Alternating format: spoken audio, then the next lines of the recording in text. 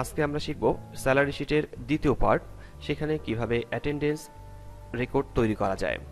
তো attendance record তৈরি করার জন্য আমাদেরকে একটি নতুন শিট ক্রিয়েট করে নিতে হবে। আমি অলরেডি এখানে আরেকটি শিট তৈরি করে রেখেছিলাম অ্যাটেন্ডেন্স রেকর্ড নামে, এবং এখানে দেখতে পাচ্ছেন যে অ্যাটেন্ডেন্স রেকর্ড শিটটি কীরকম দেখাচ্ছে।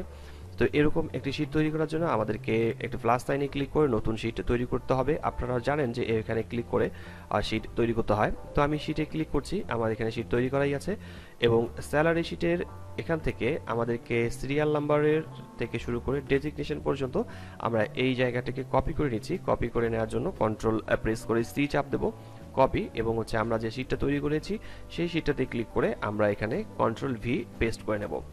তো এখানে পেস্ট করে নেওয়ার পর আমরা ফরম্যাটে ক্লিক করছি। ফরম্যাটে ক্লিক করার পর অটো ফিট কলাম ওয়াইড এখানে ক্লিক করব। এখানে ক্লিক করলে কলামগুলো সব ঠিকঠাক দেখাবে। তো এটাকে একটু জুম করে নিই একটু দেখার সুবিধার্থে। আর নিচের দিকে এখানে অ্যাটেন্ডেন্স রেকর্ড কথাটা আমি বসিয়েছিলাম, আর এখানে ডাবল ক্লিক করে আমি শিট 1টাকে চেঞ্জ করে এখানে আমি লিখছি, এখানে আমাকে যেটি লিখতে হবে সেটা হচ্ছে অ্যাটেন্ডেন্স রেকর্ড 2 আমি লিখবো। যেহেতু আমি পরবর্তীতে আরেকটি শিট তৈরি করছি, সেক্ষেত্রে আমি এখানে অ্যাটেন্ডেন্স কথাটা লিখছি, অ্যাটেন্ডেন্স 2 লিখে রাখি। অ্যাটেন্ডেন্স 2 অর্থাৎ এখানে ডাবল ক্লিক করে আপনার নাম চেঞ্জ করতে পারবেন। আমাদেরকে ডাবল ক্লিক করে নাম চেঞ্জ করতে হয়। আর এখানে স্যালারি শিট ছিল, স্যালারি শিটটাকে আমরা ডাবল ক্লিক করে নাম চেঞ্জ করেছিলাম। তো অ্যাটেন্ডেন্স 2 শিটটা সিলেক্ট করে নেওয়ার পর আমরা উপরের দিকে রাইট বাটন ক্লিক করব। এই সেলে রাইট বাটন ক্লিক করার পর ইনসার্টে ক্লিক করে নিচ্ছি, উপরের দিকে একটি সেল ক্রিয়েট করে নেব, এবং এখানে থাকবে মান্থ, এবং আমরা মান্থ ব্যবহার নেব জানুয়ারি।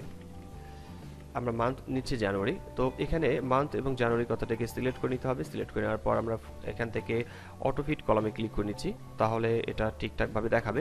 তো মান্থটাকে আমরা অটোফিট কলাম অ্যাড করে নিয়েছি। এরপর আমাদেরকে এখানে মান্থ বসাতে হবে। আমি এখানে প্রথমের দিকে লিখছি 1, এবং জানুয়ারি লিখছি 1 jan কথা লিখলাম। এরপর এটাকে আমরা ড্র্যাগ করব। আমরা এখান থেকে ড্র্যাগ করে 31 জানুয়ারি পর্যন্ত সিলেক্ট করে নেব। আমি এখান থেকে ড্র্যাগ করছি, এইদিকে যাচ্ছি, এইদিকে যাওয়ার পর এখান থেকে 31 তারিখ পর্যন্ত আমাকে সিলেক্ট করে নিতে হবে। তো 31 জানুয়ারি পর্যন্ত চলে এসেছে, এবং আমি নিচের দিক থেকে এটাকে সরিয়ে নিচ্ছি।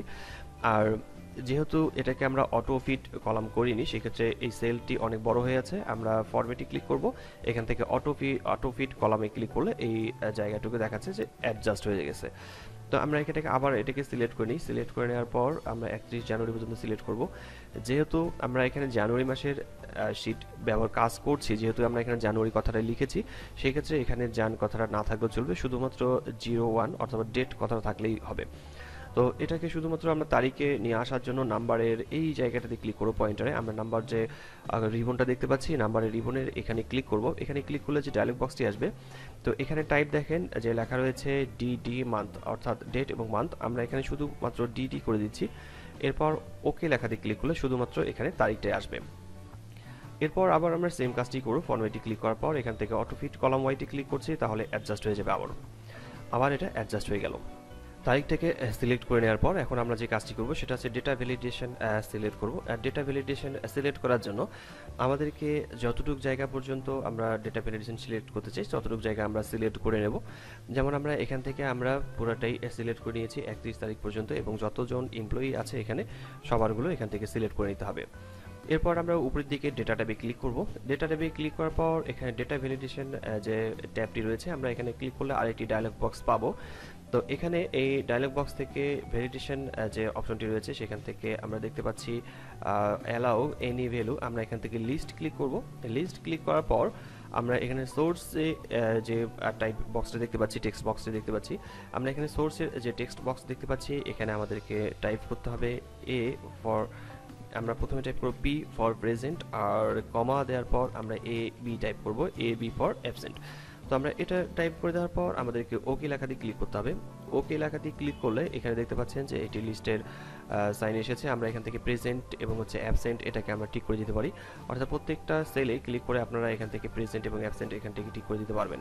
তো আমরা প্রত্যেকটাই সিলেক্ট করে নিচ্ছি। নেওয়ার পর কিবোর্ড থেকে কন্ট্রোল চেপে ধরে আমরা চাপবো আর, কন্ট্রোল আর চেপে ধরে আমরা ডি প্রেস করব, তাহলে সবগুলোতে একসাথে এগুলো পেস্ট হয়ে যাবে।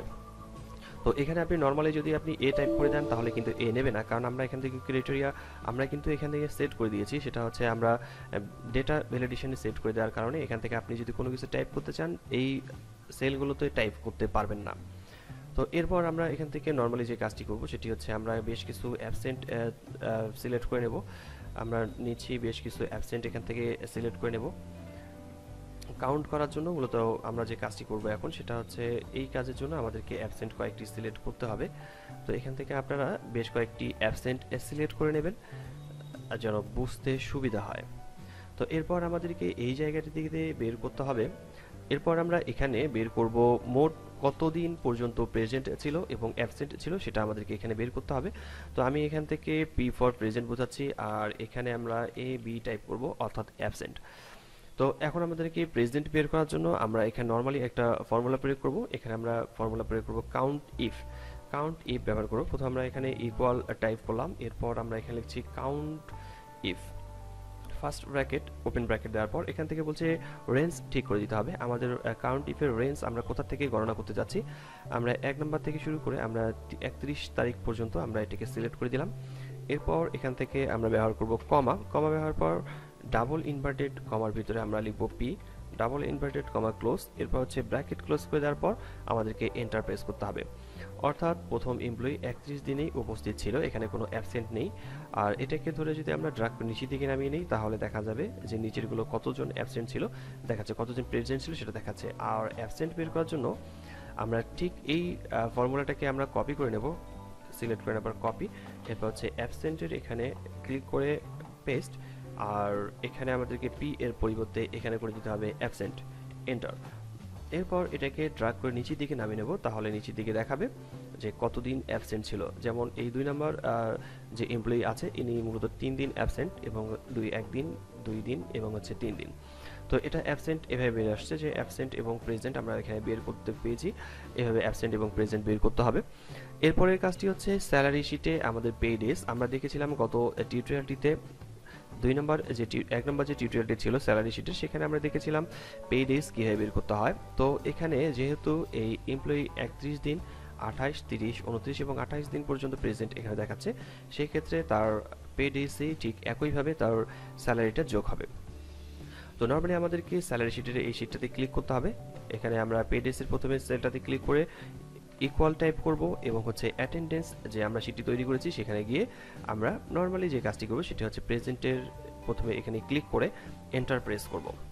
এন্টার প্রেস করলে এখানে অটোমেটিক্যালি চলে আসছে এবং হচ্ছে আমরা এটাকে ড্রাগ করে নিচের দিকে নামিয়ে নেব, তাহলে এখানে অটোমেটিক্যালি পেজগুলো আসছে। আর এখানে যেহেতু আগে থেকে ক্যালকুলেশন করা ছিল আমাদের 1 নম্বর টিউটোরিয়ালটিতে, সেই ক্ষেত্রে আপনারা ওটা দেখলে বুঝতে পারবেন যে সেখানে এই এই কাজগুলো অটোমেটিক আগে থেকেই করা ছিল।